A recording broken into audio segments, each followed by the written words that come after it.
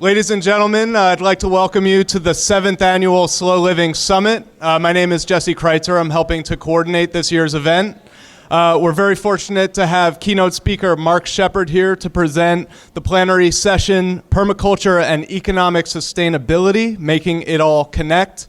For those of you who just attended Mark's previous breakout session, what was one of the sort of bits of sage advice that you'd like to share?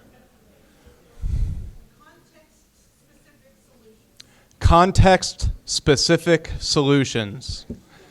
Any other catchphrases that we need to put in our back pocket? Reality-based solutions. Okay, well, without further ado, I'd like to introduce Mark Shepard. He's the CEO of Restoration Agricultural Development, Forest Agriculture Enterprises, and runs New Forest Farms, a 110-acre perennial agricultural savanna, one of the first of its kind in the USA. New Forest Farm is a planned conversion of a typical row crops grain farm into a commercial-scale perennial agricultural ecosystem using oak savanna, successional brushland, and eastern woodlands as the ecological models. Trees, shrubs, vines, canes, perennial plants, and fungi are planted in association with one another to produce food for humans and animals, fuel, medicines, and beauty. Hazelnuts, chestnuts, pine nuts, and various fruits are the primary woody crops. The farm is solar and wind powered. Farm equipment has been converted to be powered with locally produced biofuels, straight vegetable oil and biodiesel, from oils that are not taken from the human food chain. Trained in both mechanical engineering and ecology, Mark has developed and patented equipment and processes for the cultivation, harvesting, and processing of forest-derived agricultural products for human foods and biofuels production. Mark was certified as a permaculture designer in 1993 and received his diploma of permaculture design from Bill Morrison. One error. The founder of the International Permaculture Movement. Big round of applause for Mark Shepard. Thank you. All right. Thank you. I always wonder what they're going to say in the intros for the bio. Most of it is actually based in truth. Is that like a true fact or whatever? Thank you very much for inviting me here to all the folks. I don't know if you guys know it, but I have a long family history here in Vermont. Is my mom's side of the family are Vermonters from a long time back. I still have cousins up in Essex Junction. My mom was born in Alberg, Swanton. My family lived in Walden. I went to St. Johnsbury Academy. And as soon as I was old enough, I ran away. Went to engineering school at Worcester Polytechnic Institute, failed to thrive. I sometimes say that I graduated with a degree in recreational ethanol. Then I transferred to Unity College in Maine, where I studied ecology. And right after college, I grabbed my sweetheart and we went up to this place. And this is the Wrangell St. Elias National Park. And if you were to walk out here, go around there and around back, you'd get to the next valley, which is where we homesteaded. And actually my wife Jennifer is the next to the last homesteader in the 1860 Homestead Act in the United States of America. When we got up here we are, we're new settlers to this area. It's really dark. Is there a way to shut the lights down up front here? One of the big questions that really, really bothered me is how on earth can I live in this beautiful place and not destroy it? How can I feed myself and not destroy this planet? How can you and I right now eat without destroying our world? And I know this is supposed to be a business and an economic development summit, which means a lot of optimism and enthusiasm, but I need to give us all a sobriety check here for a little while. What we are doing is of critical importance for the future of humanity, and we have zero time to waste, okay? The troubles in this world are so big and coming at us so fast that we have to respond faster than we think is possible. Okay, this has got my inspiration here. This is my hardcover edition of the Permaculture Designer's Manual. In this particular talk, I'm going to go light on the permaculture and go heavy on the economic development with permaculture systems. But UN talks about the fact that we have to double the world's food supply by 2050 just to break even with the way we are, which means that half the human race goes to bed hungry every single night. Okay, so just to be as lousy of a place to live as planet Earth is right now, we have to double the world's food supply just to stay that lousy. How do we do this without destroying this planet? What is fortunate is we are actually in one of the largest population rate declines in history. You know, never before has it been seen, well, during like plagues and stuff like that, but for such a long, sustainable period of time has the rate of population growth been declining so fast. But when you have these many people, even though we're reproducing at just barely, globally, just barely above replacement rate, there's so many people that by the time 2050 rolls around, we're going to be up over 9 billion. So we have to double the world's food supply to do that. And of course, most of those people are not happening in very wealthy countries, so most of these people are being born outside of the economy. What good is an education if it's not going to do you any good? You can't get any kind of job. What good is an economic solution when people don't have any money to play with? There are people who are outside of the economy, and that's probably the majority of the human race right now. And of course, you don't want to do this redistribution of income thing, because if you start taking away from those who have to give it to those who don't have it, you'll run out of people to take from. Well, you know what though, if 8 people have more resources than half the rest of the planet, I think we have a little slop in the system on the economic side of things. There needs to be a little bit of loosening up here, not necessarily as a takeaway and a redistribution of wealth, but how about a reinvestment into the future of the human race on planet Earth? We have an interesting challenge right here. We're in this really funny situation that once upon a time we could solve one issue, just focus on that issue. But what we've discovered now is we're in a situation that we can't solve a food issue unless we deal with climate change. We can't deal with food issue unless we deal with water. You can't deal with water unless you deal with food. There are so many different things that we have to address all at once simultaneously. Nothing is disconnected anymore.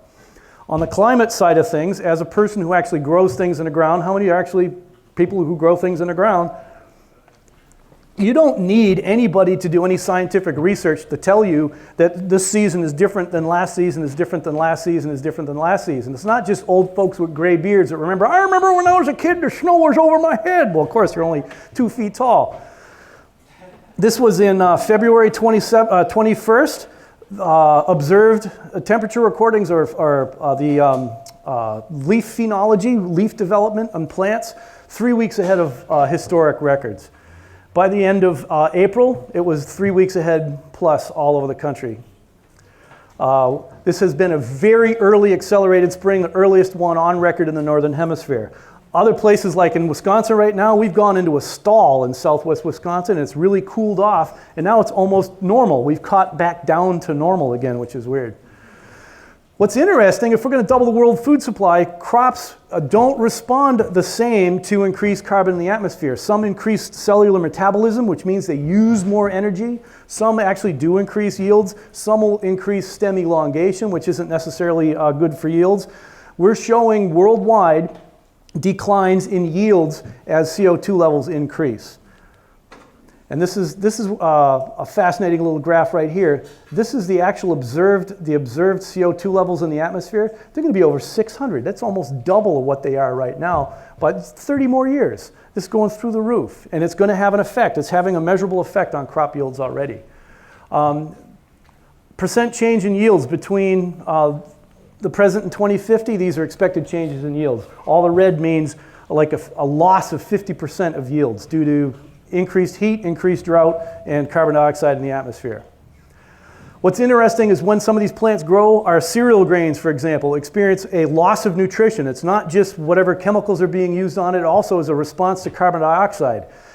Here's in wheat, I believe it is, this one right here. Look at all the different loss, just loss of nutrients. So not only do we have to double the world's food supply, we have to probably more than double it because we're getting half the nutrition out of that same food. Water. Still, 25% of the human race doesn't have access to clean water. I've been at places in East Africa where there's a puddle and there's literally 100,000 people around this puddle because it's the only puddle around and it's brown as mud. On this side of the puddle, there's a mom washing her baby and filling water bottles, and on that side of the puddle, there's a guy crapping in the water. That's clean water for many of the world's population. Don't tell me Flint, Michigan has clean drinking water either. And I find this fascinating. Rapidly growing water demand for cities, industry, and energy suppliers will challenge water for irrigation until 2050. What, and then the problem's solved? No way. So the water problem is the food problem, is the climate problem, is the business problem. Water stress will increase in all these agricultural areas, higher temperatures, etc. Now the harvested area for 15 crops has expanded by 100 million hectares in the past 10 years. And what this means in this particular chart here, which means there's been a land conversion from a perennial ecosystem, a forest or a savanna, to an annual cropland, which means we cut all the trees down, we plow up the ground, we get rid of all the biological material to grow a handful of hard seeds that have less nutrition than our previous generations had before. And future crop yields overall have to grow 32% faster than the historical rates. So, I mean, how many of these issues are piling up in front of us here? We have to address this fast. This is all in a report by the World Resources Institute. If you guys want to check it out, that's the source of it right here. It's what the UN uses, World Bank, politicians for projecting policy issues. We have a suite of issues that are so complex that we have to figure out how to deal with complexity and solve all of the problems simultaneously, sometimes all by ourselves with very little resources. Where I focus on most is on environmental sustainability. We need to invest to sustain ecosystem services. Many people have this thought that if we invest in ecosystem services, that means we're taking land out of production. Well, no, we can get production using ecological systems to get our agricultural production. And we need to have water-smart energy systems, energy-smart water systems, water and land-smart food systems, etc. So pick your part of this pie and start working on all of the puzzles. This represents probably the largest opportunity in the human race for amazing business success, because the people who are going to go in here and make this better are going to make money at it. And we're enthusiastic about it, we're mission-driven, and the need is urgent. Croplands and pasture occupy half of the world's vegetated lands. Half of this planet is in agriculture right now. How are we going to double the world food supply when we've already covered half the planet with our agriculture? And what does agriculture mean mostly to the UN? It means the annual grains and legumes. These are the annual crops. And everybody knows an annual crop, you put the seed in the ground, it grows 3 or 4 months. It puts out a hard, woody seed that's impossible to digest without a crop and a gizzard. Has high in carbohydrates, so it requires probably a pancreas that's about this big, and we don't. We have a little pancreas like this. This is why people are getting diabetes and heart disease from eating all of this empty carbohydrate filler. And here's our fabulous little soybean here. You know, it's true that if we were to stop eating livestock, stop eating meat that was fed grains, a cow is also not adapted, created, or evolved to eat grains as well. There's actually 900% more food available because it takes 10 pounds of grain to make 1 pound of beef. We could actually feed more people with that. So I side with the vegans on that one. However, I side with more of an animal rights advocacy, is that a cow doesn't deserve to be locked up standing shoulder to shoulder eating grains. It needs to be out wandering around in the sunshine eating grass and twigs. Every culture on the planet Earth, every human culture that has based its staple food crops diet, its carbohydrates, proteins, and oils, on annual grains and legumes has ended in collapse, because growing annual plants requires that you destroy the perennial ecosystem, expose the bare soil, put your annual seeds on the ground, keep all the weeds out of the way, and have it grow. And we are on perfect trajectory for this. Who knows where this picture is taken? This is actually Palmyra, Syria. And when I first started using this, I didn't know that all the stuff was going to go down in the Middle East when it did. I started using this about 5 or 6 years ago. There were like 100 artillery units up top, the Syrian army, just pounding the sand. Well, then that other team that we can't even agree on if they have a name or what their name is, or if they're an organization or not an organization, they took over for a while. And then when they took over, they destroyed all this. This was the eastern capital of the Roman Empire. And then now the Syrians have taken it back again. Why on earth would they have built these cities, the eastern capital of the Roman Empire, in a desert wasteland? They didn't. The hills were forested. That was all the timber for building materials, for warships, for chariots, for spears. The land in the valleys was flat and fertile between 2 rivers for irrigation, for drinking water for the cities, for transportation, moving your products back and forth, for communication between cities. This was an amazing, rich, it was the most rich, wonderful place to have a city, and was destroyed. And then what do they have to do? You have to go move on to the next place, the next place, next place. So if you were to make an app for your phone called Annual Crops Civilization, and then you run it for 10,000 years, this is what you get right now. It's still running. And what happens along with it? Our canaries in the coal mine. We start having massive species extinction. These guys right here are our critical indicator species, our birds and our amphibians. If we lose our birds and our amphibians, what do they eat? A lot of insects. There goes our insect control. There goes our phosphorus accumulation on terrestrial environments.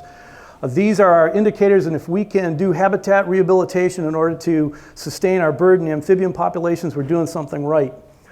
And the human and extinction crisis go hand in hand, parallel. Is one the cause of the other? We can't statistically say that that is the case, but it sure looks like a convincing argument to me. More people around, the less other species there are around. Just leave that there for that one. Most powerful renewable resources denial. I suggest that we cannot feed the world without massive global-scale ecological restoration. And ecological restoration is the biggest economic opportunity in front of us right now. All of this stuff right here is cheap real estate, really, really cheap real estate that desperately needs some sort of ecological restoration work done on it. So let's do ecological restoration by planting natural plant communities that are producing our food, fuels, medicines, and fibers, and all the other businesses for the equipment, for the processing of the products, for the distribution of the products, all of the businesses that go with an economy based on restoration of our ecosystems is where we have to start. It's the biggest economic opportunity that we have right now. And you may think that it's kind of impossible, and there's a lot of problems to solve all at once, but I love this Nelson Mandela quote. He'd just taken over as president of South Africa and things weren't going well, and he talks to his cabinet and says, hey, okay, folks, how do I convince you guys to do something that you might believe is impossible? Well, we're going to do it. We have no choice. We've got to live through these times, so let's crank. My choice is to embrace the whole idea and the technology of permaculture, is that our aim is to create systems that are ecologically sound and ecologically profitable. I heard this in a 1986 Australian PBS special called The Global Gardener. I think you can see it on YouTube for free these days. When I heard that, the aim is to create systems that are ecologically sound. If we can do that, we can't screw up ecologically. We're going to make things better. And if it's economically profitable, we can pay our bills. That right there, I think, is the holy grail to what we're talking about. This is ecological restoration, and this is sustainable business development, sustainable over the thousands and thousands of years. And the design is taken from nature. I want you guys just to look around you at these hills here in Vermont. These plant communities that we see, who planted these trees, who plowed the ground, fertilizer, fungicide, herbicide, pesticide, disease control? Nobody. It's taking care of itself all by itself. We can design an agricultural technology, agricultural ecosystems that do that almost take care of themselves by themselves. Our job is to manage them and manage the animal populations that go through there, and use the animal populations not as the business, but as the managers of that ecosystem, because all of the ecosystems on planet Earth are animal managed in part. I'm not going to touch much on the permaculture because I did a lot of that last time.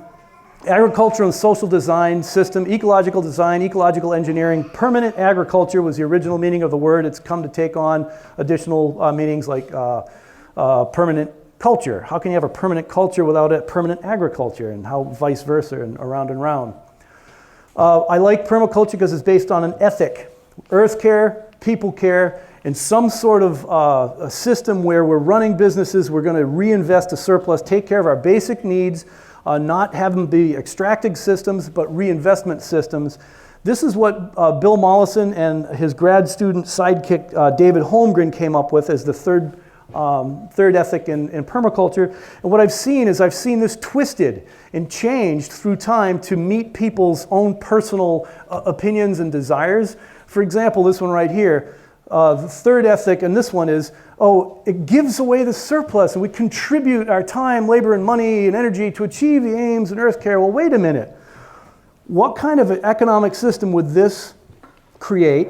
What kind of economic system has this created? The permaculture system has missed some of the biggest economic opportunities out there by embracing a freebie, non-monetized, everything has to be wonderful. We're going to take a permaculture course to teach other people to take a permaculture course, to teach other people to take a permaculture course, to teach and do nothing.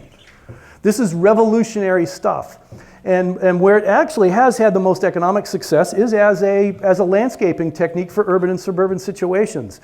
I think that every urban and suburban landscape should look like this. We should have food growing anywhere and everywhere. If there's green in your yard, it should be edible somehow. It should be medicinal somehow. It should be a useful product somehow. However, that's not going to feed you. There's not enough carbohydrates, proteins, and oils in 2 Swiss charge plants and 3 pieces of kale and a couple of kiwi bushes. That's not enough to feed you. You'll starve.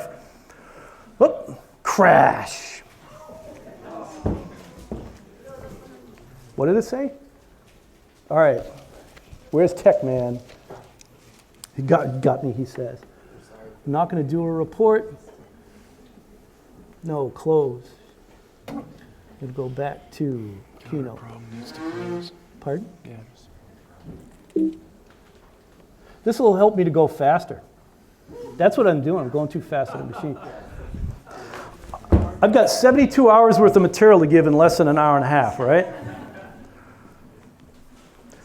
Boom, boom, boom. Bad stuff. This is like the downer. Really down. It's depressing. Let's get depressed. And let's malnourished and depressed. Ooh, let's thirsty, hot, hungry. Cassava, I mean, come on, you guys. Who wants to eat more cassava? A lot of problems. Got to solve them all at once. Grains, no gizzard, no beak. Make me fart. Desertification. Endangered species. I like frogs. Somebody was talking about frogs, my vernal pools. The northern cricket frog, endangered in the state of Vermont. It takes 9 days to go from egg to hopping out of a vernal pool. That's all it takes, 9 days. Incredibly endangered in Vermont. If you got if you got northern cricket frogs in Vermont, you're doing all right. All right.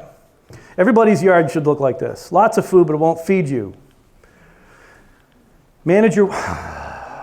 All right. Should I not use this? I'm going too fast is what it is. We can also... Shh. Pardon? Just keep talking. I want to look... I'm pictorially oriented. All right. I'm going to skip through the whole permaculture stuff. We'll jump ahead. Just go down here. Click on that. What's that? I'll get there. Let's skip. It might be a slide. Let's go right to that one. This guy? Yeah, and then get it big. Okay, and I'll try going a little bit slower if anybody would like to hear me talk about this. So what we're talking about is not like your cute, happy little backyard permaculture. We're talking about industrial scale food systems. How many of you guys ate today? Okay, you ate from machines. Get used to it, get over it. We're not going to turn the world back into this happy little peasant with your little hoe in the front yard being an eco-peasant. We ate food that was planted by machine, managed by machines, maintained by machines, harvested by machines, processed by machines, delivered by machines. You probably took it home where it was stored in a machine at the co-op and you put it in your own machine in your house.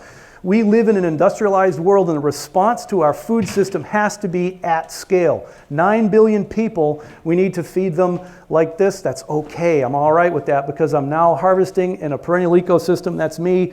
Dennis is trying to sell me that harvester. It's a straddle harvester. It'll harvest everything from olives to raspberries, grapes, currants, gooseberries, hazelnuts, Siberian pea shrub. This is a nut sweeper picker upperer. We'll do hickory nuts, acorns, chestnuts, almonds, golf balls, dog poop, all that kind of stuff.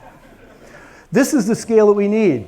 This is the type of agriculture from our perennial crops that we need. We need to get to the scale of the zillions of acres. We want to aggregate the product, process the product, put it into our food system, and then sell it through the already existing channels. We don't have to cause people or make people eat weird things that they're not used to eating anymore. We can just deliver products right to the store that they're already accustomed to eating. This is actually the Hammond's Black Walnut Processing Facility in Stockton, Missouri. 800,000 pounds of black walnut meats a year. And a lot of people, I know there's a lot of people growing hazelnuts in the air. So many people I hear say, well, gee, we got hazelnuts in the backyard, and every time I go out to get them, they're all full of worms. It's like, well, that's because all the squirrels and chipmunks and the mice ate all the ones that didn't have worms, and it's all they left behind. Well, then how do you get rid of them? Well, you don't have to get rid of them. You go sort them and separate them at the factory. Well, then how do I sell them? I only see them at the store on the end cap around the holiday season, and they're this big. And these trees only grow 1 or 2 that are that big. That's because they were mechanically sorted. You see a nut that's already been harvested and handled by machines before it ever gets to the store, and you only see the in-shell nuts. You don't realize that hazelnuts are in every aisle of that grocery store as an ingredient. That's a primary use. And the USA currently right now only grows about 1% of the world's supply of hazelnuts. If we only have 1% of the world's supply of hazelnuts, we never see this product anywhere. Why is it that the Père Rocher company set up an $85 million facility just west of Guelph, Ontario, that now runs 3 shifts a day, 50 weeks out of the year to supply Nutella to the Americans? Let's take the rotten hazelnuts from Europe that they don't want and they don't like, add palm kernel oil from Malaysia, and then sell it to the Americans. Yeah, good deal. If we can't beat Turkey and Malaysia on freight, we have a problem. What we have to do, though, is actually produce those hazelnuts. Each bag, 1 bag an hour, it's about an acre worth of hazelnuts per hour, 3 shifts a day, 50 weeks out of the year. There's 2 ways that we can get to the economic scale with permaculture. We have to get enough product being produced in perennial systems in order for it to be aggregated, processed, put into whatever form it is. Someone was talking to me earlier today. It's like, oh yeah, but you know what we could do with the hazelnut shells? The hazelnut shells burn hot as coal. We can use that in a gasifier and gasify it and generate the electricity to run the processing plant. I said, yeah, we can, but you know what we got to do first? We got to plant hazelnuts. Like, not 10 hazelnuts, not a bundle of 25. We're talking about tens of thousands of hazelnuts, and it doesn't have to interfere with our agriculture that we're already doing. 2 different models of doing it. One is like, let's get big and let's get to economic scale all by ourselves. And this guy right here, Mr. Will Harris in Southwest Georgia, White Oak Pastures. He took over Dad's farm. He was fortunate enough to inherit the property when he was younger, in his 20s. He started with 360 acres and he had 4 part-time helpers. They were growing the big 3 down there, which were cotton, corn, and peanuts. And now look at the truck. It was 1995, so 20 some odd years later. Cattle, sheep, goats, hogs, rabbits, chickens, turkeys, ducks, geese, guineas, pastured eggs. He's the largest pastured egg producer in the country, largest pastured poultry producer in the country, and certified organic vegetables. Well, he started raising his peanuts. Well, then he shifted, he went to pasture. So he got a whole bunch of cows, and what he found out, the first thing that was really great in order to get his pastures established were the chickens. And so he went and he repurposed a whole bunch of old cotton transport buggies, put roofs over the top of them. And so he started raising the chickens, and they're already on wheels with hydraulics and everything. So you just hook up the hydraulics, the wheels go up, you move it to the next set, and the chickens are out there. I forget how many chickens. I think now they're up to something like 500,000 chickens that they're producing. He also has the largest eagle predation problem of any chicken operator in the USA. And they're trying to figure out, what the heck do you do about it? Well, I see a lot of what the heck to do about it. So you get these chickens in the wide open, they just get picked off. Well, the chickens learn quick that you see the shadows of these eagles circling around, you run and you hide. Well, then the eagles get smart and they land about a quarter of a mile away and they just walk up to the chickens and they grab one and take them away. So there will be learning processes involved. He'd seed over an old peanut field and then turn the cattles loose. Cattleses. So he started with just enough. Now, as many people realize, if you want to sell any meat as cuts, if you want to do it outside of state lines, you have to go through a USDA inspected facility. Pardon? Abattoir, right. And so his nearest one was like 150 miles away, so he figured, well, I got to grow enough cattle in order to get a big trailer. So this first trailer had like a dozen steers could fit on it. Then the next one could fit 20 on it. Then he thought, no, I got to get a semi-trailer. So he gets a semi-trailer, which means there's these many animals. He's like, well, you know what I really could do if I had a semi-trailer a week, I could actually afford to build an abattoir. He now has, they slaughter approximately, I think it's 120 animals a week now. He follows the cattle with goats and sheep and uses them for different tools. I mean, I've never seen so many goats. This guy's got goats all over the place, everywhere. They got sheep up the wazoo. These are hair sheep, not intended to be for fiber. Sorry about that. I wonder how many sheep you'd have to shear or how long it would take to shear all these sheep. And he uses them as landscape managers. This is the red meat abattoir that they built. So here it is, self-financed. You go get a, he says, well, how do I speak Georgian? Well, sometimes, Mark, you just got to go get a big loan and somehow figure out how to make it work. So 20 years ago, there was 4 employees part-time that worked on their farm. It was 320 acres. Now he's up to about 3,000 acres that he owns, another 2,000 acres that he rents, 136 full-time employees. The lowest paid employee is earning $12 an hour with full benefits in that part of rural Georgia. It's the most rural place east of the Mississippi River, farthest from anywhere. To go to the nearest like corner store and buy a Pepsi, it's like a hour-and-a-half trip to get there. So it's seriously rural, seriously flat, seriously hot. So he's provided an amazing little microeconomy going on. The abattoir, he had to borrow money from somebody. He had to take investors in from somebody. The investors in the bank is making some money off of this. All of his employees are making money off of this. Well, then the employees need to have like lunch and a snack bar. So of course, let's set up a restaurant right next to the abattoir. So at lunch break, they go over to the restaurant and they can spend a minute at the restaurant. Now there's chefs employed. They cook really, really good stuff at their restaurant. Then they needed a poultry processing facility. He's got an egg candling facility, all self-financed and investor financed. This is rural economic development while doing ecological restoration, from going from an annual dirt crop field to a perennial ecosystem, which I'll show you. Well, with their abattoir, they have all these products. They've got leather, they got hoofs, they got skulls, they got bones, a huge composting operation. They make all kinds of the coasters in hotel rooms. They make coasters in hotel rooms and sell them to hotels in Texas because it's like a Longhorn, and it wasn't a Longhorn. And they have their own little, they started to buy these little buildings downtown, a decrepit downtown that had maybe 5 residents left in it. Once upon a time, there was 1,200 people that lived in this town. When he was little, the population was about 1,200 people, so that was in the 1950s, I guess. So he's buying up these old historic buildings, rehabbing them. Well, now all of a sudden construction people, they need some kind of work. So now they have a livelihood and a business going on. This is rural economic development. People are now working in the store. Now there's tourists coming through just to go see this place. I recommend going to see it. It's in the middle of nowhere, it really is, and just amazing. It's like you're going to Africa, seeing all the animals out there in the Savanna. When there were 1,200 people in town, it was enough to support 4 different churches. Now there's only one church that's viable, bought one of the old church buildings, set it up as their educational center. I knew when I went down there at first I was going to like this guy, because you probably can't see it, but that's Shepard Street. So I thought he was pretty cool. So this is not just ecological restoration, it's also rural economic development and rehabbing of all these structures. Do you know, we probably don't have to build many more new houses. There's probably more money in rehabbing everything. Storm Cunningham wrote a book a long time ago, about 15 years ago, called The Restoration Economy, that we have more economic opportunity in fixing things that are already broken, worn down. Look at downtown Brattleboro already. The whole entire downtown is basically repurposed. Guests were starting to come. People were coming from miles away. There's no place to stay. There's another economic opportunity. Let's build a couple of lodges, a big grand guest house where people can stay.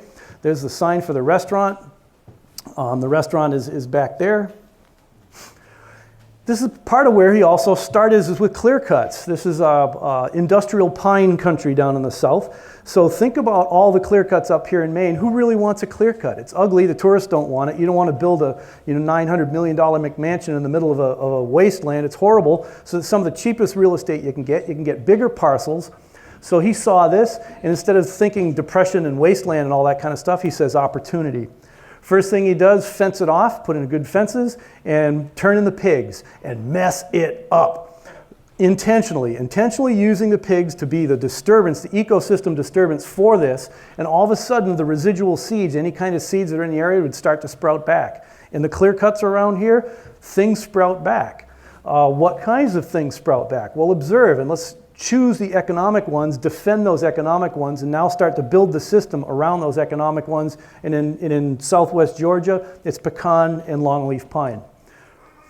And then just after 1 year of pigs, you can see all the regeneration that took place here. He'll send them in again lightly, but not like the first year. The first year, they're supposed to mess it all up big time. Then 2 years later, it's time to bring in the goats or the sheep. Now you bring in the goats or the sheep, you start cleaning it out, And look what you got left behind. This was a clear cut. I think this one was 4 years or 5 years after clear cut. Cheap land. It's been productive. Think what he's doing. He's rehabbing a clear cut by making profits off of pigs, making a profit off of the cattle, making a profit off the sheep, making profit off the goats, off of tourism, off the restaurant. And this one was 12 years after clear cut, this area over here. We couldn't get in close to it because we were out on the road and it was raining and thunder and lightning, and I don't like lightning all that much. In other systems, he would get young replanted pine stands. It's traditional to replant after you clear cut pine down there. And these middle-aged pine that it's going to be 50 years before you get a harvest. I mean, who wants pine that you have to wait 50 years for? They're planted really thick. In another 10 or so years, you're going to have to go in and do a pre-commercial thinning and thin it out. So he turns the chickens loose. Pigs went through first, and then the chickens are in there second. And they'd start removing every other row over a period of time and use the poles for fence posts and rafters on buildings, recreational cabins. And that's what it starts to look like after 3 or 4 years of the pigs and the chickens in that system there. This one was, I think it was 12 or 15 years afterwards. What he's done right here, this right here is a stellar, top-notch, state-of-the-science ecological restoration of a southern pine savanna. There's a quail refuge on property that abuts his, that the budget of that place is $2.5 million. They do herbicide every single year to get rid of species that aren't supposed to be there. They actually hatch and introduce quail. They actually feed quail on the site, and they do a lot of weed pulling and a lot of strategic burning. It's expense to get ecological restoration. We're not necessarily interested in ecological restoration that's going to cost us money and not produce any food. This has been producing food for human beings for 12 or 15 years. It's ecological restoration equal to the quail operation next door, and it's actually generating revenues. We can do ecological restoration and economic development, agricultural production at the same time. And while we were in this particular area right here taking this picture, it was just before this picture, there was a little covey of quail that we flushed. Now, here's another approach from up north there in Wisconsin. Long time ago, my wife and I, who's a victim in the audience right now, I'll kind of point to her, we joined this little racket with a bunch of farmers. It had started with 60 farmers. They got a grant from USDA, I guess, to help tobacco farmers convert from growing tobacco to something else. How about organic produce? So there's about 65 members. It was an organic produce racket. Is a fellow from Deep Root here? Who's here earlier today. So it started where a bunch of growers who were already growing organic produce were doing their direct market thing. And if you're a direct marketer, you think about it, if you're growing produce, it's a lot of work.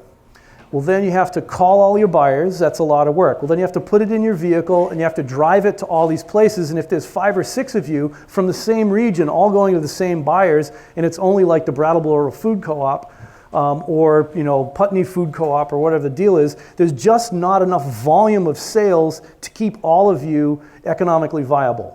And so what they decided to do is all pool together. Let's now put all of our product together in one place. It'll go on a pallet. We'll call in a truck. Then the truck can take it off through the distributor, so we'll sell wholesale. Yes, we get a lower price, about at least 30% lower price than we would if we got it by shipping direct to the co-op, but we can make up for that in volume. And if we can get good at the things that we're good at, produce those in volume at a lower cost, because think about this, it's not all about the selling price per unit, it's also about the cost of production. So you can actually produce fewer units, but at a lower cost of production, you'll have more margin left in there. It's not all about gross receipts. So when we joined, Jen and I joined in 1995, they had just bought this part of this building right here, which was a defunct, destroyed old cheese factory in downtown Lafarge, Wisconsin. I think probably 60% of the buildings in town were vacant. It was a ghost town. It was literally a ghost town. We first started to rehab on the inside. They made a cheese cutting room because 2 years prior to us showing up, 6 of the produce farmers said, we also milk cows. Why don't we run a certain, and we're organic, let's certify ours organic, and then let's run our milk through a cheese factory first thing on a Monday morning when it's all clean. It'll be certified organic.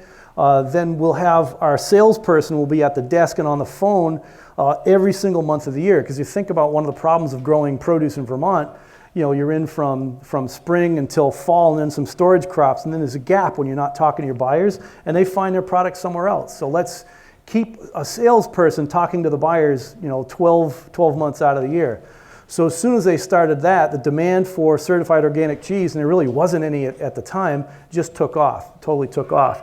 And the cheese has been by and large the largest proportion of this co-op's revenue since then. Did I mention that the name is Organic Valley? Okay, small little co-op, started in Wisconsin. One of the fascinating things about Organic Valley, also at the co-ops talk this morning, one of the people was saying, well, how do you balance wanting to get local product with short food miles and support local farmers and all that kind of stuff? If you go to wherever you go and you buy Organic Valley products, did you know that it's produced locally? Because this is a co-op, it's set up in regional pools, and that in the Northeast markets, originally in Lafarge, Wisconsin, you know, I'd get a sale in Boston or whatever, and then product would ship from Wisconsin to Boston. Well, then they send out these evangelists, I guess, these pool coordinators go out to the region, and then they organize farmers. Once you get enough farmers together, you can now grow the product that now sells into that marketplace. And so your label, the Organic Valley label here in Vermont, looks different than the Organic Valley label that you'll get down in Georgia. Looks different than the label you'll get in Texas. Looks different than the label you'll get in California, Chicago, Pacific Northwest, because the different regional pools, it's all regionally produced. So we can get both. We can get the efficiencies of having product that we can ship long distance when we have to. Let's take, for example, New York State last year. Do you guys have a drought here like New York did? The New York Department of Ag, or whatever they call themselves, they reported 70% loss of agricultural revenues in the state of New York last year. What if New York had a regional and local food economy only? They were hosed. They would have starved. We need to have the best of both worlds. We need to have a strong local and regional food economy, and we have to have these strong connections long distance, because if you guys go into a drought, or let's take a classic thing that will happen in Vermont, because it always has, what about the year when you get a frost every single month out of the year? If you guys are a local economy dependent on local food, you're screwed, and you guys all move back down to Massachusetts to work in the factories. But oh no, the factories all moved overseas back when I was a kid. So now what do? Drive for Uber, I guess. So then while we were there, produce started with a little 6-pallet cooler in the back, and we would have 2 shipments a week. We'd fill that up full of pallets and put them on trucks and send them out. The co-op, when Jen and I joined, had about $379,000 worth of gross sales all total. After the original 65 growers that were the members of it, it had dwindled down to almost nothing. We were the 24th grower on the return upswing. There's now over 2,000 members that are part of Organic Valley. In order to expand fast enough to keep up with demand, there was additional borrowing needed. Once again, the banks were important, investors were important, relationships with individuals who had investment capital was very important. And then how do you plan for growth that's like a 50% growth? I can remember a couple of years it was like 50, 60% growth. If you go from 10 pallets to 20 pallets, that's doubled in size, right? Well, what if we went from 20 pallets to 40 pallets? The scale of the storage that you need, the bodies that you need to handle it, the phone connections, the computer connections. So once upon a time, Organic Valley had the largest trailer park, I think, in southwest Wisconsin. They kept bringing in these double wides, and they looked ugly as can be. But economic development, how many people move houses in Vermont? There's actually house moving businesses that are still in business in the southwest part of Wisconsin. So they did a lot of house moving, all kinds of electrical contractors, plumbing, air conditioning, heating, and we got all kinds of members. We got people that look like you. We've got people with dark brown skin. We got people with light brown skin. We got people who wear plain blue clothes and funny straw hats, and they shave their mustaches and grow real long beards, and they don't have their pictures taken. We have people who are all kinds of, we got this guy, all different kinds of people. This is a retail store at that original, the old main office building there. All of the members now, so okay, think we're gonna get the power of collaboration here. Me as one individual little grower with 100 acres, can I really afford the trucking company and the aggregation and the coolers and all that stuff? I can't individually do that, but if I join with others, all together we can afford that. It doesn't have to be a co-op, it can be an LLC, an LLP, etc. But we have to have some sort of business form for permaculture growers to be able to aggregate our product, process it, and ship it on somewhere else. So as a farmer selling my product through the co-op, I get paid crap for my product. Welcome to agriculture. Nobody's making any money in agriculture anyways. But I also get a benefit that I can go to the store and I get 20 to 25% discount on Organic Valley products at the store. And on the cheeses anyways, we used to be able to get the cheese at like 25% below wholesale price because the co-op is, after all, they're selling it wholesale. Why should they have farmers, pay retail price for the wholesale product? So that's one of the benefits. Another benefit is that my membership stock has been generating a return year after year after year. So there's a third income stream coming from that. Well, then a fourth income stream would be the patronage dividends for the overall cooperative profits. When there's profits, everybody gets a prorated profit distribution based on how much you actually produce and sold through the co-op. So there's 4 different profit centers. Well, then the fifth one is within our own categories, and we've kind of settled in on acorn squash, green peppers, and asparagus is what we've done mostly. Which one of those actually had the most profitability within the overall program, we would get a production bonus for quality and profitability within the pool. So 5 different revenue streams just by joining with others to sell our product. The cost discount on buying at the retail store, well then group purchases of products. When I put my asparagus crowns in the ground, if you look at the catalog prices at the time, they were only $1.75 for an asparagus crown. If you put 10,000 crowns in an acre, you do the math on that, it's pretty spendy.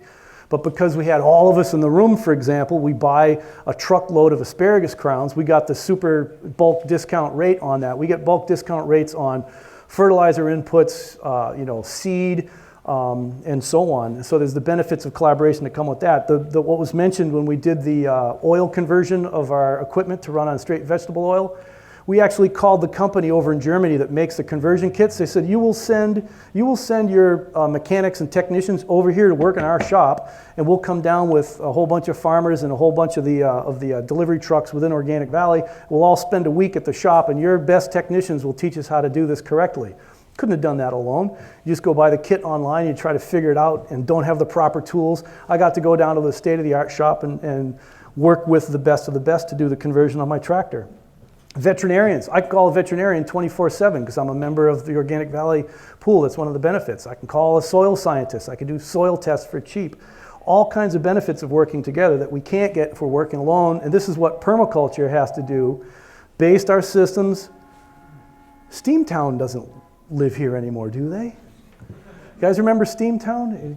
No, there used to be like an old steam train museum, whatever, and they'd give train rides from Brattleboro up to Chester and back. Is it train to New York? Cool. It was Bellows Falls, right? It was Bellows Falls to Chester. You got it. So after we expanded out of that building, our produce cooler went from being a 6-pallet cooler to a 20 by 20 cooler inside of this building over here. That's the delivery truck right there, and that actually has been converted to run. It runs on straight vegetable oil or biodiesel. Then eventually inside that building, the produce had a 40 by 80 foot cooler, and then it expanded to another facility down the road. And this is the main office building. There were 600 people in this office building. I thought it rather fascinating that for a pork, an Organic Valley hog has to have a 10 by 10 patch of floor area in order to be humane treatment of pigs. It has to be able to come and go as it pleases whenever it wants, have access to all the drinks and food that it ever possibly wants, and yet in this building here you've got 2 and sometimes 3 people to an 8 by 8 cubicle. And so the Organic Valley pigs get treated better than the employees sometimes. It's not by any stretch of the imagination. It's powered entirely by solar, but there's panels on the roof and panels out front. There's no way it can take up all of the electric usage. Well, then a few years later come by, the produce program had multiple different pickup points where we started to have a packing shed, not a packing shed, but an aggregation point in various different communities. There's one that's 18 miles away from me and one that's 35 miles away from me. And also what happened during that time is the co-op itself kind of split off. It's like, why should we pay a trucking company to go move our product around when we can be the trucking company to move the product around? So within the co-op, there's now a sub-co-op. There's all these different possibilities of, once you got this collaborative venture going on, you can collaborate with whoever you want within it. We're used to collaborating with one another. So if us five decide that we want to be the, like the organic guppy production pool, we go ahead and raise organic guppies. And we're used to working together, and we've got the organizational structure behind us. And then, then meats, you think about a dairy cow, you're going to have at least 50% of the offspring are bulls. What happens to all those bull calves? Well, they turn into steers. They turn into, nice prime cut meats. And then the old cows, I don't know what the average age of a cow in the dairy herd of Organic Valley is, but it is theoretically longer than the industry standard. Eventually, an old cow is about to die, so she becomes hamburger, ground beef, and so on. There's pork producers and chicken. Once the chickens have laid enough eggs, that they're spent, they'd be parts of chicken soup and all that sort of stuff. So now that one company has become several different companies, and we have ownership stakes, marginal owner stakes within each one of those. We have loading docks for personal vehicles. We have loading docks for semi-trucks. We have loading docks for Amish buggies. Everybody's included. This is a facility. This is the new distribution center. It's not that new anymore. As produce growers, we lovingly refer to it as the Death Star. It's not completed, but it's fully functional, I assure you. It runs on wind power, more economic collaborations. It collaborated with the county of La Crosse. It had some old landfills that they were going to do a landfill gas extraction with the Gunderson hospitals in La Crosse that had some monies to have a backup power supply, and all different other grants. So once again, rural economic development, middle of nowhere, how this happens. This is an entirely computer controlled inventory system inside here. So an Amish guy, imagine this, drives his buggy up, delivers a box of cucumbers. They put a little sticker on the box and they go blip, and when they bring it inside, it goes in this machine. And it circulates around there, goes to the perfect temperature zone for storage. And when the guys are picking order and the guys and gals are picking orders to load pallets, it's the properly aged one. It's the one that should go out first instead of being all mixed up. 36 loading docks. I don't know how many shifts a day. I think they're only doing 2 shifts a day, not quite 3 yet. The only problem with the wind turbines on this one is if the grid goes down in La Crosse, and if the backup generators, diesel generators at the hospital go down at La Crosse, and if the landfill gas generators go down at La Crosse, and the wind is blowing, the switch is cut off and all the electricity goes to the hospital and all that product starts to thaw and go to the waste. But that's never happened before. This is next to it. This is what, oh yeah, by the way, this picture was taken, what, was that 2 weeks ago, Jen, or a week and a half ago? Was that, they don't call it the frozen tundra for nothing, right? So this is what's called the cash and office building. It is actually completed and functional right now. That's the distribution center warehouse, and this is the cash and office building. There's another 300 or so hundred employees in there. So how many employees did I mention already? When I first started, there weren't any employees. The people who worked for it were like volunteers. Well, then there was like an employee or two. By the time we really got started moving produce, they had 16 employees. A friend of ours, Randall, was the 17th employee at Organic Valley. And now there's 2,000 employees or so, 2,500 members. This was given an award by the governor a number of years ago, by the former governor, when, what's his name? When the guy went to work for George Bush, the former governor of the state. See how much I care about the politicians. Pardon? No. He wanted to give an award to some business, and so he said, find the business that has the biggest economic impact in Wisconsin. And his economists came back and said, oh, it's Tommy Thompson was the guy's name. He said, oh, it's this Organic Valley. But if you think about this company, it produces products fairly ecologically. It's all certified organic, and it exports the products and imports the money. All the money that comes to Organic Valley, they get to count that. Well, then they deposit it in the bank. The bank gets to count that. Then they deposit it in the accounts of all the growers. They get to count that, so the same dollar gets counted 3, 4, 5 times. The report said that Organic Valley was the #1 employer in the southern half of the state of Wisconsin.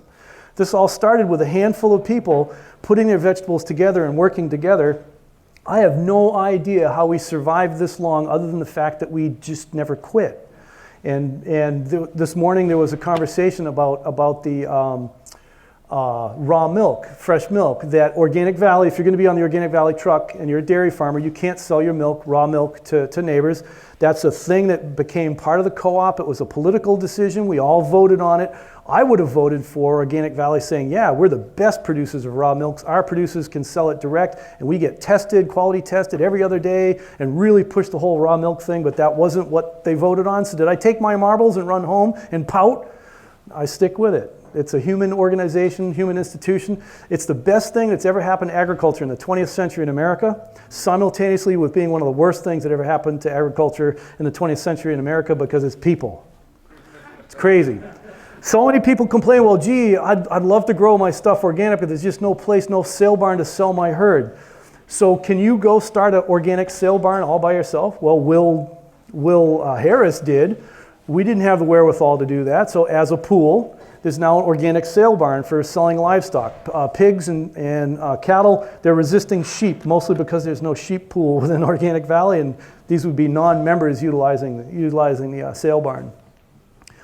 Our own biodiesel, that there's a couple of guys in there that actually do the aggregating of the products. We have a truck and an oil press that'll come to your farm and will press the oil. You can keep the oil yourself, or if you have markets for the oil, some folks have raised oil. It goes to the potato chip company and they make money off of it. Well, then the potato chip company, when they're done with it, they sell it back to the co-op, and Jake takes it and dewaters it and filters it and then sells it back to the farmers. And I don't really know how that math works, but everybody's making money all along the way. So how can we sell it to them and then buy it back? I don't know. And then what happens is most of the biodiesel refineries are still batch operated, the large biodiesel refineries. And so there's a guy, Zach, who buys the leftovers. They make a batch, they fill up tankers, it goes away, and they've got a whole bunch of totes on the side, so he buys them. We have our own biodiesel pump. How many of you guys can make your own biodiesel? We all can, right? What kind of investment in the infrastructure does it take? $3, $4, $5, $10,000 for a mini biodiesel refinery. Then where are you going to get the oil? Well, we grow the oil. Enough oil, we sell the oil, we buy oil back, buy it on the spot market, turn it into biodiesel, run it in our equipment. And I can slip my credit card in that machine and fill up and know that my buddies down the road grew it. There was a larger scale, yes ma'am? What kind of oil are you pressing? Pardon? What oil are you pressing? Me personally, I've had hazelnuts pressed, but I'm not using that for fuel. That's way too valuable. Out there, mostly what's being grown is camelina and sunflowers were the two big oil crops. And about 3 acres of sunflowers will actually produce enough oil to run my farm, if I did that.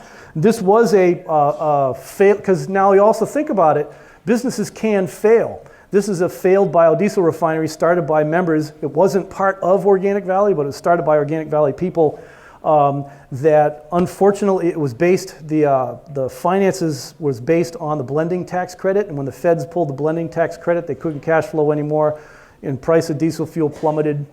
So that's now an empty biodiesel plant sitting right next to the distribution center. It actually works. Put it in the car.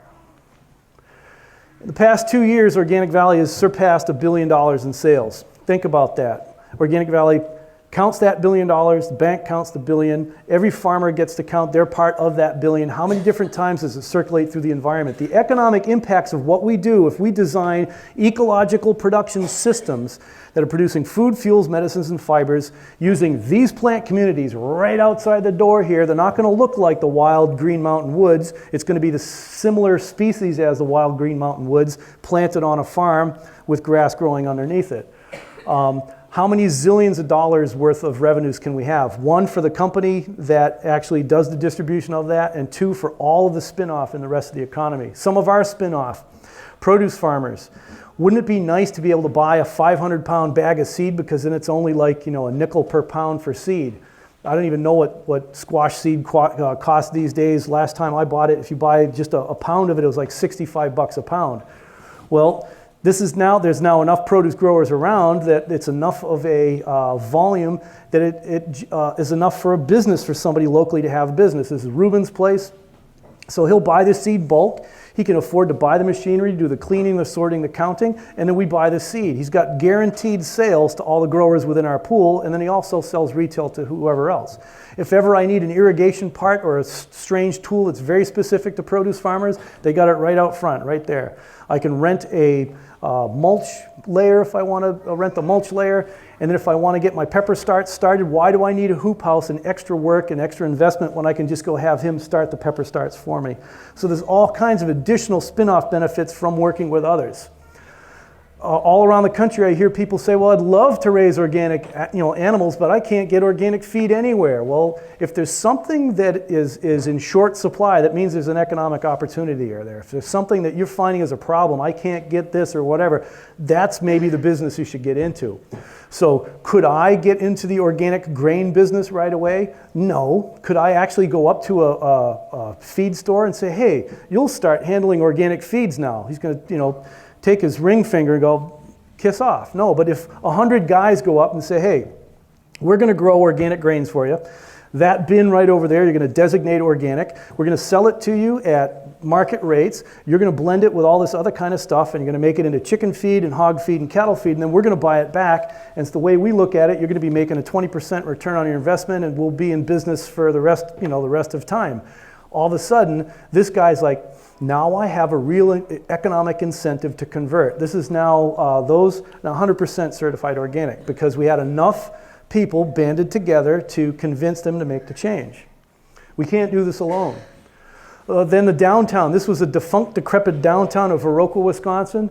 Every business that you see here is some sort of business that is existing because of the influence of the original Organic Valley money in the area. Because there are people who work at Organic Valley, there are farmers who grow for Organic Valley, they spend their money somewhere in town while their husbands, wives, and partners and friends come and set up businesses. I wonder if I got, a rad little bike shop in this little town in the middle of the Midwest, can you believe it? Then they actually also do coffee. The Kickapoo Coffee Company got a start up there recently. The old Marquee Theater, downtown, that had like the gold plate on the ceilings and the elaborate ornate curtains and all that kind of stuff, renovated, and some amazing, top tier shows come to the area. We saw it, when was the last time you got to see George Winston in a venue barely bigger than this room right here, and he's sitting right there? It's pretty amazing. Our own radio station. Come on, it doesn't, WDRT is the dirt. Now, if you imagine, it happened, I guess, when I was younger here. The older schools up in the Northeast Kingdom, they had the little one-room schools, of like 2 grades per one-room school. Well, then they went to this regional school system and shut all those down. Well, when that happened in Wisconsin, all of the older schools got abandoned. And so I think this building was purchased for like $10,000. It was an empty, abandoned school building. It ended up costing like $25,000 because the paneling on the inside was asbestos. So you buy cheap, abandoned real estate, rehab it, that's economic development, and you run Pleasant Ridge Waldorf School. I was actually not able to go to a Waldorf school as a kid. My dad was one of those biodynamic horn twirler people guys, and he wanted me to go to high mowing school in Wilton, New Hampshire, but I never could go, so I felt pretty bad about that. I was kind of totally familiar with the whole methodology, so when we got to Southwest Wisconsin, we were able to send ourselves to the Pleasant Ridge Waldorf School, because it was set up based on, it doesn't matter what you earn, you have a right to send your kid to a Waldorf school. We'll take the budget and we'll divide it by the number of people, and we'll split it according to who can afford to pay what. And so the people on the upper economic spectrum don't necessarily appreciate that, and the people on the lower economic spectrum, they get a pretty good deal. And then look at this right here. Some crazy guy got his fingers in on the deal. I was fortunate enough to oversee the destruction of I don't know how many acres of pavement. Whenever it happened in the USA, when they decided to take the schoolyard and cover it with black pavement, I don't understand what that was, and the basketball net sticking in the pavement. So I figured, yeah, it'll cost us about this much money to do it. I'll do it all for free as my contribution to the school. So I get out there with a bobcat, start tearing it all up. I go through the first layer of pavement, I scoop off all the gravel, and there's the second layer of pavement. There were 7 layers of pavement before I hit the old road. And so then we ripped that all up, and then it's like, well, what do you do with all this debris? Because we only have so much money for tipping fees to send this stuff away. So we used it to make mounds and structure in it, 3-dimensional structure. And what's pretty big in that part of the country was the mound building cultures, the Native American mound building culture.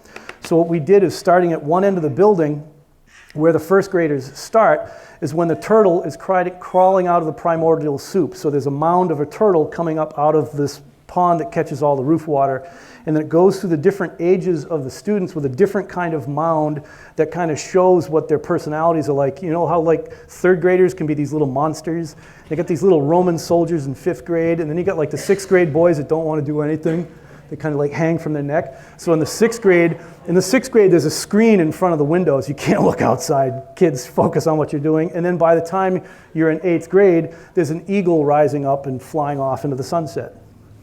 The first graduating class that went through Pleasant Ridge Waldorf School, when they got out of school, they said, well, you know what? We don't want to go to the public schools. Let's start our own high school. And they had a problem because when they filed their papers, they didn't have anyone who's older than 18. So they finally got one of the kids' parents to sign on. So they started with one room in this was the old high school building that was empty and defunct. Now this is full. It's got yoga studios, karate studios. There's a weight workout center, obviously a performance space over here. And I think all of the upper story is the high school. This is administrative offices for the school next door. And these are kindergartens, 3 kindergartens downstairs there. So repurpose, economic rehabilitation. It couldn't have happened unless somebody had done the ecological systems to produce ecological foods, fuels, medicines, and fibers for real, no joke. There's enough product being grown in the area to actually generate real revenues for a real business to flourish, not somebody sitting out at farmer's market selling one little basket of hazelnuts and wondering why they're not paying their bills. I don't even know how to spell plethora. But there's like a plethora of alternative healing arts centers, body workers. I think body workers and carpenters, there's like 50% of the population are body workers and carpenters. You can get acupuncture for your horse, all that kind of stuff. And if you think about organic producers, you got dairy folks. You got a lot of money invested in that cow. If you put her on the chemistry, you got to sell her because you can't bring her back into the herd because she's now not organic anymore. So there's all kinds of alternative renewable health practitioners for animals and livestock. Another economic opportunity there. All these service economies, and part of what it all comes down to is it allowed us, when we first moved to Wisconsin, it was Jen and myself and our 1-year-old son. Another one was on the way. We got to like hang out and do the happy hippie homestead thing, do a couple 4 or 5 acres of produce and convert a 100-acre farm from annual row crops into a 3-dimensional perennial ecosystem based on the natural plant community around us. We didn't do it at scale individually, but we partnered with others. So we do it at scale, collectively, collaboratively. And that's part of my asparagus patch. Once upon a time, this was like bare dirt. I mean, grass, then grass. The next couple of years, it seemed like forever we never saw a tree come up above the grass. And now everything is lightly wooded, good shade. We have 2 acres of asparagus. I did this just before we came out here. We grow it in heavy cover. Now, how many of you guys have grown asparagus or read about growing asparagus? You're supposed to dig that 2-foot deep trench and put all the compost and manure and bury it a little bit at a time through the weeks, and then you keep it totally weed-free and you mulch it. I was like, that's really a very expensive way to produce asparagus. When asparagus grows wild on the side of the road, why not try growing it like it does on the side of the road? So we plowed a trench in the ground, did a little bit of a mineral amendment because it needed some calcium and phosphorus, bury it up again and walk away. Let it grow. We get lower yields than what you could expect by doing all of that work involved, but we do almost none of the work. So far this year, I've mowed it twice. Once at the beginning of the season to get rid of all last year's ferns, and once a couple of days ago, because after a while the grass gets so tall you can't see the asparagus anymore. So you just mow it clean, and I don't know what happens to the plant, but it shocks it and it doesn't do anything for about 4 or 5 days. Then it starts to come back up again.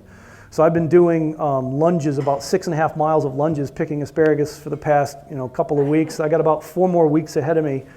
It'll be ready for me when I get back. And there it is, the beautiful stuff.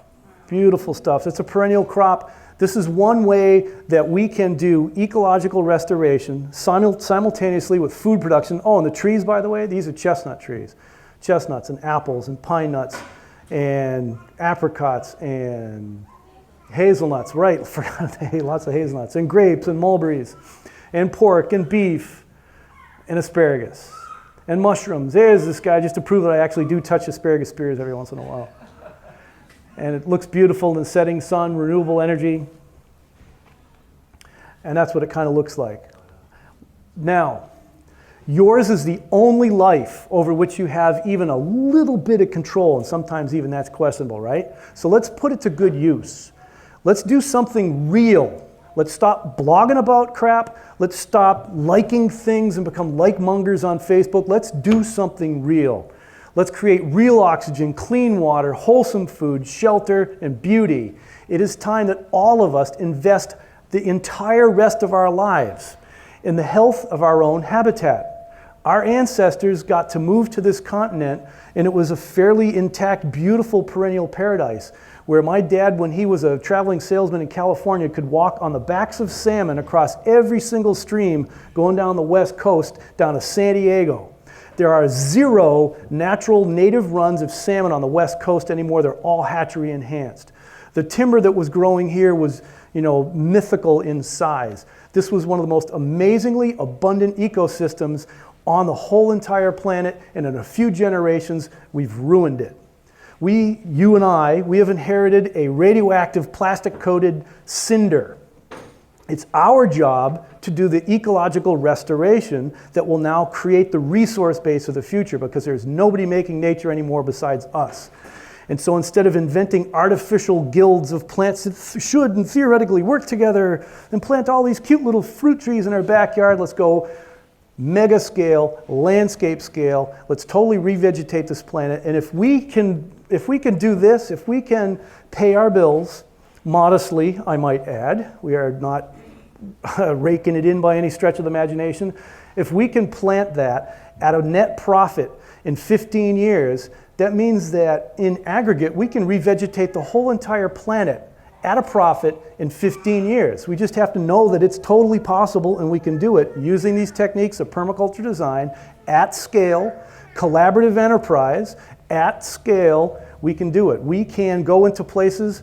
I'm still looking for somebody to give me a rock in the middle of Lake Superior or Spednick Lake between Maine, I think it's New Brunswick or Quebec, and I'll show you how to farm that rock, because nature actually takes the actual hard rock of the planet, covers it with lichens and moss and grasses and then some thorns and some trees, and eventually turns that rock into a deep, thick layer of topsoil on top of that rock. Nature creates the soil. So if we imitate those processes, we'll make soil. We've turned a red clay farm into black topsoil. It's still a clay-derived topsoil, and it'll stick to your boots, and it's mushy and slippery and all that kind of stuff, but it's topsoil for real. We need to do this. We're the ones that are going to do this. And we're going to do it, and we're going to have a good livelihood and raise our kids and live a good life. One of my heroes, 2 of my heroes, Helen and Scott Nearing, lived right down the road. My dad actually knew them, and they kind of like were some of my mentors as a little kid. And living the good life. If we do this, if we invest in rehabilitating our urban environments, our suburban environments, the ecology of this planet, we can do that at a net profit and live a good life. And how long can we do this for? How about practically forever? This right here is a picture of El Castagno de Cento Cavalli. It's one of the top 100 oldest organisms on the planet. It's called the chestnut tree of 100 horses. And 13 generations ago or so, a young gal, her old man says, you have to marry this other guy down the road. She's like, but I don't like him. He's ancient. He's ugly. And dad says, no, you got to marry him because it's for the business and all that kind of stuff. So she goes to this new husband. She refuses his advances. He puts her up in a tower. She texts her boyfriend. Her boyfriend comes with 100 horses and knights on horses, expecting a fight. and everything was unguarded. They just open the door, they put her on a horse, they take off. Well, halfway home, a big thunderstorm erupts, and they were able to park 100 horses underneath the boughs of this tree. This tree has the largest diameter tree trunk of any tree on the planet ever measured, about 76 feet across, over 4,000 years, and it's a chestnut tree. It's been producing the nutritional equivalent of brown rice. It's been producing a grain equivalent for 4,000 years. Nobody planted it, plowed it, take care of it, herbicide, fungicide, etc. This has just been giving and giving and giving. How much carbon has it taken out of the atmosphere? How many dozens of generations of people did it see come and go? And here it is. If we imitate the natural plant communities of this area, we can walk away and they will continue to produce food, fuels, medicines, and fiber forever. These are some of the things that I do: restoration, agriculture development, ecological agriculture development, farm design, stormwater management. Here's a contact info. Take a picture of that. Everybody's taking pictures. You're texting your girlfriend. Put that away. No, my wife. Oh, she was.